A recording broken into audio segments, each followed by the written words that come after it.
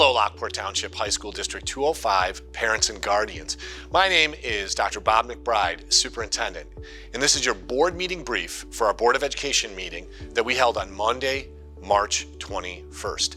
First and foremost, please let me wish you the best of spring breaks. I hope for your students and for your family it is a time to unwind and a time to unplug. I'm going to be encouraging our staff to do the same, to take some rest, to turn that email off, to turn that voicemail off, and let's all get back together on Monday, April 4th, renewed, reconnected, and rejuvenated. As we've been doing since October, we started our board meeting on March 21st with a celebration of our students. All year, we've had porters doing great things. Congratulations to our 4 National Merit finalists. These students are the top 1% of the top 1% of students in their age this year in the country. We also congratulated our Lockport Township Special Olympics basketball team. They finished 3rd in state about a week and a half ago. And then finally, our Lockport boys wrestling team. They also finished 3rd at the IHSA team wrestling competition. Congratulations to all of these porters doing amazing things. There are a couple important things that we tackled at our board meeting that I really would want you to know about. First and foremost is what I'm doing right now. In my superintendent report, I invited our public relations department of Mrs. Jeanette Castillo, our director of public relations, her assistant, Deanna Gregorich, and our webmaster and videographer, Mr. Eric Slager, to really interact with the board and talk about our year in communications. What's our communications plan? How do we include you in what's happening in your township high school district? We went through a full report of interactions via our website, via social media outlets like Facebook, Twitter, Instagram. Our use of thought exchange 21 times last year to understand your opinion, to have you interact with each other, to learn more about what's on your mind, our staff's mind, and our students' mind.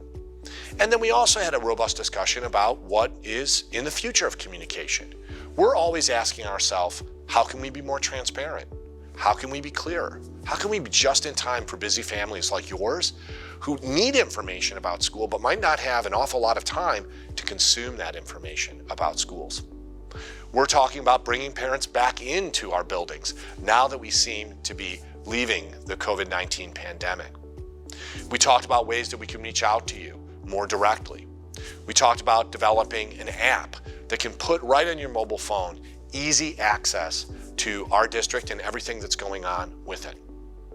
It was a robust discussion, and we are always looking, just like in this video, to connect with you, to engage with you, and to involve you in the life of your child's high school experience. Our Board of Education also discussed one of the most consequential decisions it makes on an annual basis. And oftentimes I find that parents and even students don't know how that decision is made. And that is the decision to staff our school district next year. 85% of all the funds that we use in an annual year go to salaries of the human beings that do this people work of educating youth. So how is that decided? Our board approved 265 licensed personnel. What does that mean?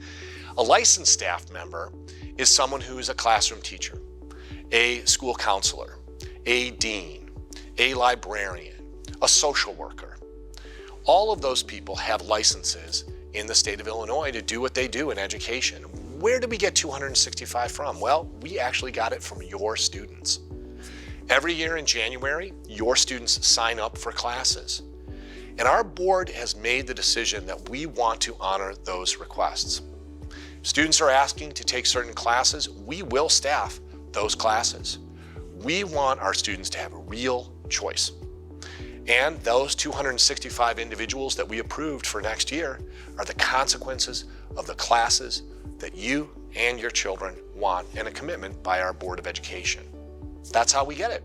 Your students sign up for classes, we find the staff to meet their needs. It's just as simple as that. We also improved something very important that we're calling Math Plus and Science Plus at East Campus. We understand how important mathematics is. It's a 3-year graduation requirement. Most of our students take 4 years of mathematics. And the state of Illinois is increasing the requirement in science. All students have to have 2 lab classes, which eventually will mean that really students will have to take 3 years of science. So how do we help students accelerate their math work, accelerate their science work? Math Plus and Science Plus will help students who struggle in sophomore and junior mathematics and science classes have a support mechanism where when they go to their lunch study hall, it won't be a study hall at all. If they're struggling, they'll have an opportunity to relearn, have some reteaching occurring, some reassessing to make sure that ideas that they've experienced as lessons, things, skills they need to learn, understandings they need to have, don't just simply fall away as the class moves forward. We'll be helping students in real time with Math Plus and Science Plus. And the most important thing is it will be staffed by classroom teachers who teach those classes. Finally, oftentimes in board meetings, there's sometimes a confusion between the board as an elected body and what we receive from the state of Illinois, and the intersection of that is policy. Right now, we are following the Illinois State Legislature as they prepare new laws that will impact schools. Many of those are just in their idea stages, or they've passed either the Senate or the House, and eventually they may or may not get enacted as law. Once that happens, those new education laws are translated into school board policies that our school board reviews and either adopts, amends, or rejects. When they're matters of law, we have to adopt them. So our eye these days is on all the things that are happening in Springfield and how they translate into school board policy. It's not a very glamorous process, but it's a process that our board is dedicated to make sure that we're doing a number of things. 1, we're following the laws enacted that govern schools.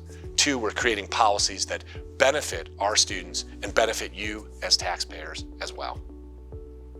Thank you so much for listening to this board meeting brief from our board meeting of March 21st. Have a wonderful spring break, and as always, go Porters.